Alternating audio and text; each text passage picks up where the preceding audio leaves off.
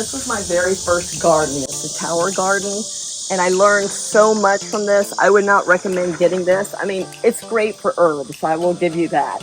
Eventually, all the tomatoes and stuff is going to come out, and it's only going to be herbs, but I've got strawberries in here.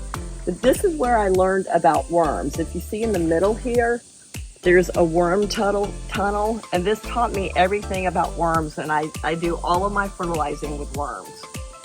This is worm tea. So when this gets watered, it goes down here and comes into this. This is golden water right here. This is your fertilizer like nobody's business. This will allow you to pull this out, and it will allow you to get the dirt that the worms make, which is called compost. From that tower garden is where I learned how to incorporate worms in all my other gardens.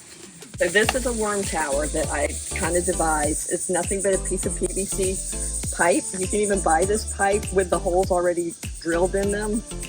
But it's basically a pipe that goes down into the soil, and it's got a cap that comes off.